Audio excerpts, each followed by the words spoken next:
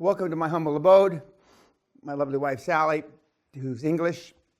For those of you that haven't known or haven't figured that out, it's going to be an extremely interesting week. Not so much for me, but for you, to say that it's going to be a life-altering, not life-changing. And for those of you that want to go back into Google the difference between altering and changing. There's a big fucking difference. This will be life-altering this week.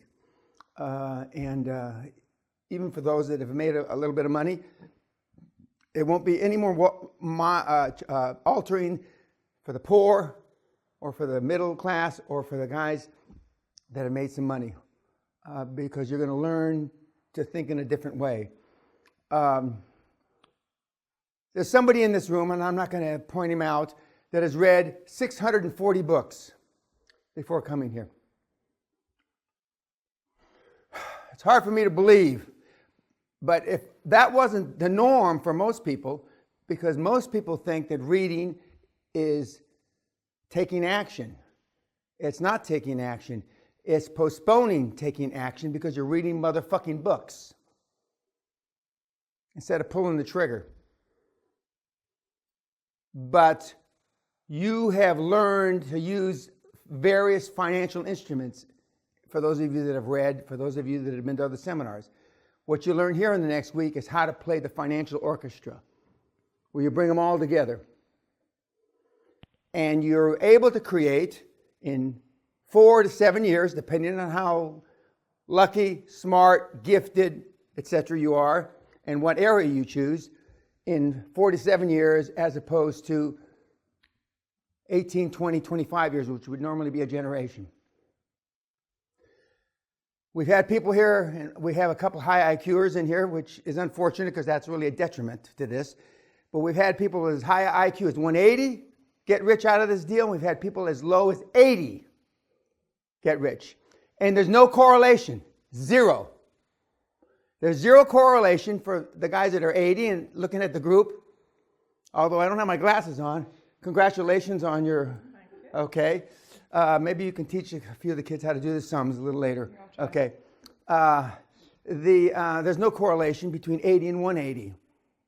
None. And looking at the group, I bet my left testicle, and I was fixed many, many years ago, but I still bet my left testicle that this group is closer to 80 than 180 as a group. And for those, a couple of you that are closer to 180, I know you feel insulted because you're not used to being talked to that way, but you wouldn't be here if you were so fucking smart. Again, I say that. And in fact, the 80 IQ made 10 times more money than the 180 IQ, and they're both on my Hall of Fame. So what does that tell you? Now I want to make a couple of announcements. Number one, I've already endorsed Donald Trump a long time ago, and and I'm glad to see that he's the presumptive nominee, and I happen to know Donald from another lifetime. But the second thing is that I want to announce that I will be speaking at Oxford University, actually. We have at least one Oxford man. Who's the Oxford man? Yes. You notice how he puts his hand up like this. Exactly. Okay. I'll be speaking at Oxford on the 25th of this month at the Oxford Guild, and it's open to non-Oxford students, which I didn't really know that until a couple of days ago. And but if you're interested, for those of you listening on YouTube, call Craig here at the castle, and we'll put you on the list. It's not a guarantee you'll get in, but I'll put you on the list. So I'll be speaking at Oxford, which I find ironic, to say the least, but we'll talk more about it during the week. But one of my most successful students, mentees, devotees, if you will, was an Oxford kid. Came here, he took his final exams about this time of the year, which I think this is finals week, and he came a fortnight later, 2 weeks later, to the seminar. He listened intently, and he asked me, what should I do, Mr. Peña? And I told him, I gave him, I think, 6 or 7 bullet points. Unlike what you're going to do when you leave here, he actually went and fucking did it. And he ripped out of Silicon Valley, depending on what you want to read, believe the headlines or the rumors between 150 and 350 millionths. And then he turned right around, because I tell you, don't return to the scene of the crime. He then went to the U.S. government, which I'll teach you how to take money in a legal, ethical, moral way from any government you want to. Then he went to the U.S. government, and I was going to say fucked them out of, that's not right. He engaged them in a business transaction where he made, depending on who you want to believe, between 1 and 250 million. But he actually listened, contrary to what most of you will do. Now, notwithstanding, how many people English is a second language to you? How many is it a third language? How many can't speak English? Now, you think I'm being smart ass? No, we have people here that can't speak English. You're better off if you can't speak any English. Oh, okay, that's pretty cute. Okay, very good. But the Oxford kid that I just alluded to went and I thought that that's why they were asking me at the Oxford Guild. I'll be speaking at Trinity College, and I don't know if that's good, bad, or indifferent. All I know is I did my research. There's been 3 prime ministers come out of Trinity. So, I thought they were asking me to speak because they heard that, or they found out through their research that one of my most successful kids went to Oxford. It was news to them when I told them. And we've had a joiner with 1 O level. Now, for the non-Brits, you don't know what that means. What's an O? No, carpenter, I understand. But O level is what you take before you go on to A levels, which is kind of like a junior college-ish kind of thing. But O level is like 16 years old. It's like just out of junior high school into high school. 1 O level, a D in joinery, do 400 million.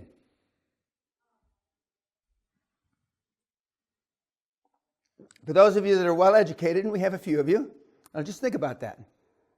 I want you to let that resonate with you through dinner without you throwing up.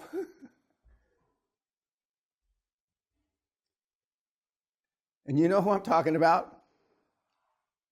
Persevering. He wanted to do deals more than life.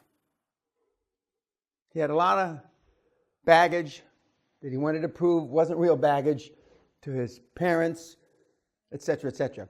Now, I'm not going to, on YouTube, I'm not going to go through and point out some of you have got some real heavy baggage. Heavy. But there's not a man, woman, or beast that has ever come to this deal in 23 years that doesn't have baggage. And for those of you that say that you don't have baggage, you didn't think about it too hard. A couple of you were honest and said, I don't know where to start, so I'm not going to start. But normally it starts with your parents. Because love doesn't get the job done, kids. It doesn't. And we're going to talk about, for those of you, how many of you have kids from 0 to 6 still? You got a chance, 0 to 6. For those of you that have kids older than 8, forget about it. It's too late.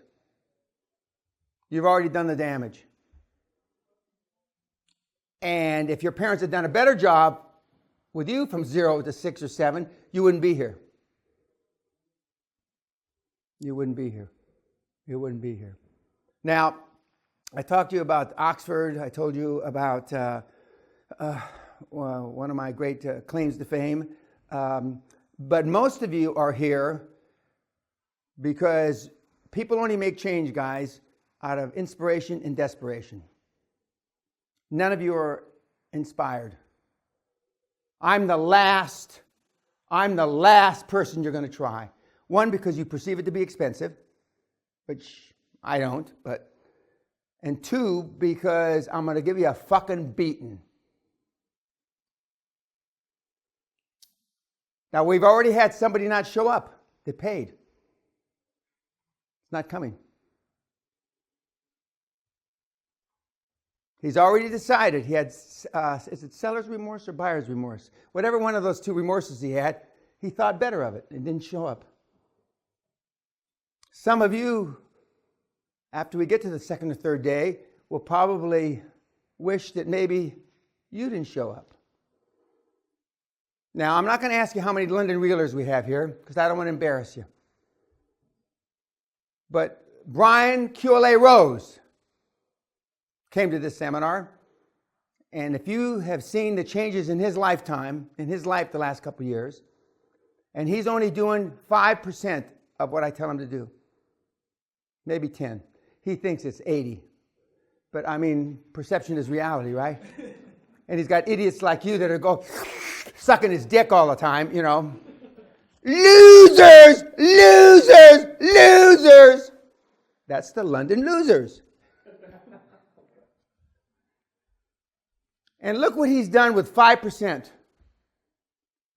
For those of you that have followed him, 5%. And I tease him because he went to MIT and he's an engineer. For engineers, accountants, lawyers, and scientists, it's harder. QLA's harder. Because you've learned to think in a certain way.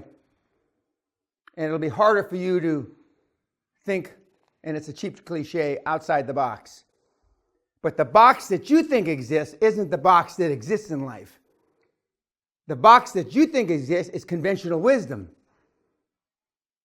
The box that I know exists, again, Donald, forgive me for using your name in vain, is the box that Donald Trump thinks of. It's the box that Elon Musk thinks of. Andrew Carnegie did. Henry Ford. Dan Peña. And certainly your parents raising you didn't think that way. Again, you wouldn't be here. You wouldn't be here. YouTubers, go fuck yourself. By the way, this is my 23rd anniversary this week of QLA seminars. 23rd. And I'm going to take it out on you. Okay, kids. YouTube, we'll see you in the morning. Cheers. Cheers.